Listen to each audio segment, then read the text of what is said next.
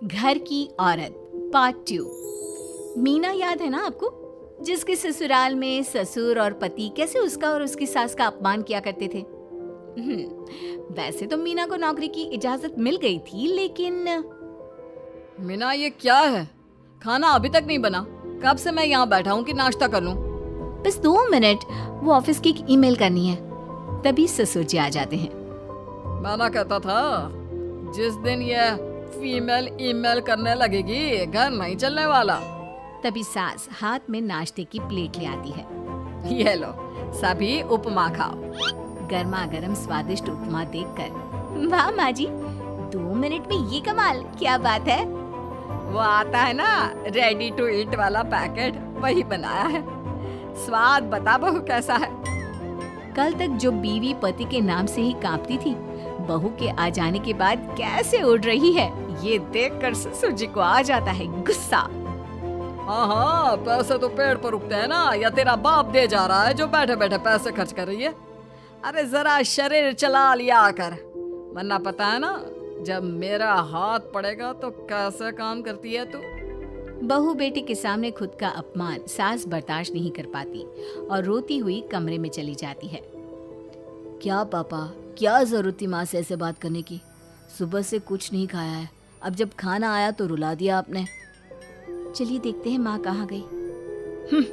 मेरी जूती भी ना जाए उस पागल औरत को देखने। अरे क्या गलत काम मैंने? बस यही ना कि भाई पैसे बचाओ। अरे कमाने बाहर निकले ना तब पता चले कि कैसे हड्डी गल जाती है। बात तो सही कह रहे हैं पिताजी, माँ को तो बस पैसे उड़ाना आता है। अरे पर माँ ने तो सबके लिए नाश्ता ही बनाया था ना, कौन सा खुद के लिए गहने खरीदे थे। खैर, बहू समझ जाती है कि सारा मामला कमाई का ही है, क्योंकि सास कुछ करती नहीं, कुछ कमाती नहीं, तो ससुर जी उन पर हावी रहते हैं। फिर क्या था, अब थी बारी बहू की। माँ जी, दरवाजा खोलिए, देखिए मैं उपमा लेकर आई हूँ, गर्मा गर्म खा लेते हैं। सास कमरा खोल देती है। सामने खड़ी होती है बहू, हाथ में उपमा की प्लेट लेकर। बहू सास की सूजी आंख देखकर समझ जाती है कि मामला गड़बड़ है। वो बात पलटते हुए कहती है, माँ जी वो आपकी काली साड़ी पर काला ब्लाउज है ना, वो प्लीज मुझे दीजिए। मुझे कल ना काली साड़ी पहनी, लेकिन कोई ब्लाउज ही नहीं है। सास बहू की बात में अपना काम भूल जाती है। हाँ बहू, क्यों नहीं, वो तो मैंने अपने हाथों से डिजाइन किया था। चल अभी निकाल कर देती हूँ तुझे। सास बहू को ब्लाउज निकाल कर दे देती है। फिर अगले रोज, माँ जी आज तो ऑफिस में कमाल ही हो गया, पता है क्या, सारी सहेलियों ने घेर लिया, पूछ रही थी ब्लाउज कहाँ से खरीदा। मैंने भी बोल दिया मेरी सास ने सिलाया, वो भी खुद डिजाइन करके। ये तो वही बात हो गई कि झोला छाप डॉक्टर की दवाई काम कर गई। अरे बहू, ये तो बस ऐसे ही बना दिया था। लेकिन माँ जी आपको पता है, ये देखिए 2 लोगों ने तो मुझे कपड़ा भी दे दिया और नाम भी, सेम टू सेम डिजाइन का ब्लाउज बना दो, और बदले में ये 2000 रुपए। हाथ में 2000 देखकर सास की तो आंखें फटी की फटी रह जाती है। अरे बहू, ये तो कमाल ही कर दिया।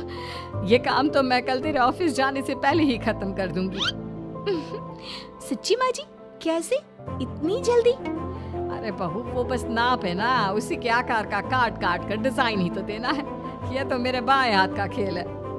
अगले रोज बहू ऑफिस जाती है और फिर शाम को 2 ब्लाउज ले आती है। अरे बहू क्या बात है, लेकिन इसकी डिजाइन। बहू फोन में सास को डिजाइन दिखाती है। अरे ये तो बच्चों वाला डिजाइन है, रुक अभी थोड़ी देर में ही दे देती हूँ। सास बहू को कपड़े सिल कर देती और बहू सास को रुपए। फिर एक रोज, माँ जी ये लीजिए कपड़े, लेकिन इसकी सिलाई मैंने ज्यादा ली है, वो क्या है ना हैवी काम है, तो मेहनत ज्यादा लगेगी ना आपको। अरे रहने देती बहू, मैंने कौन सी बुटीक खोली है। बहू को सास की बात में दम लगता है और वो कुछ सोचती हुई निकल जाती है। वो कमरे में बैठी होती है कि उसकी ससुर की जोर जोर से चिल्लाने की आवाज आती है। फिर फिजूल खर्ची। अरे तुम्हारे जैसी बेकार नाकाम काज करने वाली औरत कब पैसे की कीमत समझेगी? क्या जरूरत थी ये मशीन खरीदने की? अरे वो मैंने EMI में ली है, आपको पता है ना कपड़े सिलने का कितना शौक है मुझे। हाँ तो क्या दर्जी बनोगी? लोगों को पकड़ पकड़ कर नाप लोगी? अरे कुछ तो शर्म करो। तभी बहू आ जाती है, उसके हाथ में चाबी होती है। माँ जी ये चाबी मैंने चौराहे में आपके लिए बुटीक खुला है, पैसा लोन से लिया है तो काम करके आप चुका देना। और हाँ माँ जी, कल उद्घाटन है तो 11 बजे दुकान में पहुंच जाना। पूजा में आपको ही बैठना है। ये सुनकर ससुर जी आग बुबला हो जाते हैं। कहीं नहीं जाएगी ये। इस घर की औरतें बाहर नहीं निकलती। तू तो इंजीनियर है इसलिए तुझे इजाजत दे दी, लेकिन ये तेरी सास 4 अक्षर नहीं आते इसको। अरे रहने दे, क्यों पैसा बर्बाद करवा रही है। सास को डांटने की आदत ससुर जी को जो लग चुकी थी, सास बहू की ओर देखती है। तो माँ जी कल वक्त से तैयार रहना। ससुर जी आप ही तो माँ जी को कहते थे ना उन्हें पैसे की कदर नहीं है, तो अब वो खुद ही कमाने जा रही हैं। अरे और क्या पापा, देखिए मीना ने कितना अच्छा बुटीक खुला है माँ के लिए। अरे रहने दो, ये कुछ नहीं कर पाएगी, गंवार कहीं की। ससुर की रजामंदी ना होने के बाद भी सास काम करती है, लेकिन ससुर भी ससुर होता है। एक रोज सास देर से घर आती है। कहाँ घूम रही थी? या कोई वक्त है घर आने का? घर का ठेका क्या आप मर्द लेंगे? अब लगोगी रसोई में, क्योंकि तुम्हारी बहू रानी भी नहीं आई अभी तक।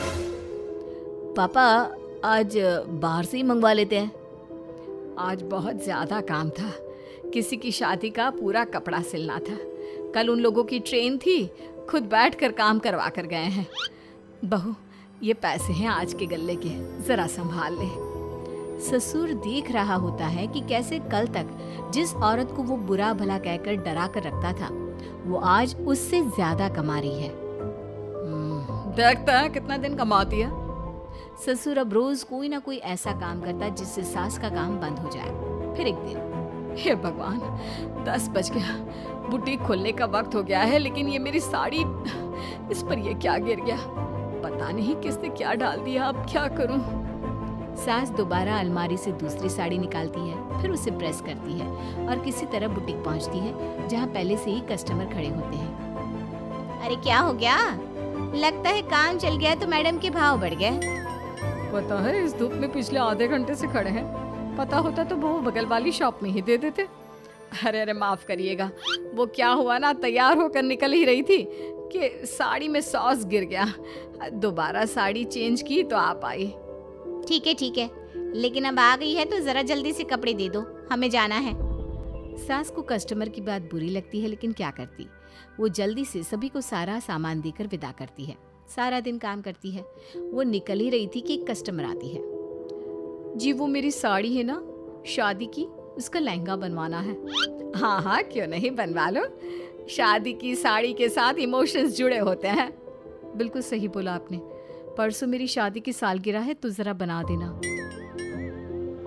अरे नहीं, इतनी जल्दी कहाँ तैयार होता है शादी का लहंगा? कम से कम 4 दिन तो। देखिए आप 2 दिनों में जितना कमाती है ना, वो मैं आपको 1 दिन में दे दूंगी। बस मेरी ये शादी की साड़ी का लहंगा बना दीजिए। सास को भी अब पैसे की लालच आ जाती है। वो सोचती है कि वैसे भी कोई अर्जेंट काम नहीं है तो वो मैनेज कर लेगी। अब ठीक है, नाप दे दीजिए। औरत नाप देकर वहाँ से चली जाती है। सास सोचती है कि घर जाकर रात में काम करेगी। ये सोचकर वो उस औरत की शादी की साड़ी घर ले आती है। वाह, अब काम घर पर भी ले आ रही हो। हाँ लेकिन घबराइए नहीं, घर के काम में कोई असर नहीं होगा। सास घर का काम करती है, बहू के साथ खाना बनाती है, खिलाती है और फिर। क्या बात है सासू माँ, बड़ी जल्दी जल्दी काम कर रही हैं आज। सास बहू को सारी बात बताती है। क्यों माँ जी, इतनी भी क्या मेहनत करना? अरे बात सिर्फ पैसे की नहीं है, बल्कि उस बेचारी औरत की इमोशंस की भी थी। ये उसकी शादी की साड़ी है ना। ससुर पास खड़ा सब सुन रहा था। अब देखो, बहुत काम करने का शौक है ना, कैसे भरे बाजार तुम्हारी दुकान खुद तुम बंद करोगी। जब सास पूरी रात काम करके सुबह लेटती है, मौका देखकर ससुर कैंची से साड़ी को काट देता है। अगली सुबह, चलो कल आधा लहंगा सिला था, आज पूरा करके शाम को ही उसे उसका लहंगा सौंप दूंगी। लेकिन ये क्या, सास जैसे ही लहंगा उठाती है, लहंगा तो फटा होता है। वहीं ससुर छुपकर सास को देख रहा था। हाय रे, ये किसने किया? ससुर छुपकर हंस रहा था। बहू देख लेती है और ससुर के पास जाती है। पिताजी, आपसे ऐसी छोटी हरकत की उम्मीद नहीं थी। आप खुद ही दुकान बंद करेगी। ससुर वहाँ से चला जाता है। सास भी वहाँ आ जाती है। वो समझ जाती है कि उसके पति ने ही साड़ी पर कैंची चलाई है। लेकिन फिर शाम को, जी वो मेरा लहंगा तैयार हो गया? हाँ जी, मैं तो कहती हूँ कि आप एक बार लहंगा पहन कर भी देख ले। औरत लहंगा पहन कर आती है और खूब खुश हो जाती है। अरे ये लहंगा है ना अंकल जी कमाल का, आंटी जी ने बनाया है, बिल्कुल लेटेस्ट डिजाइन। औरत सास को ढेर सारे पैसे देकर चली जाती है। लेकिन मैंने तो ये औरतों का फैशन है, कहीं से सिल दो या कहीं से काट दो, फैशन ही होता है। चलिए शाम का खाना मेरी तरफ से, आज आपका जन्मदिन है ना।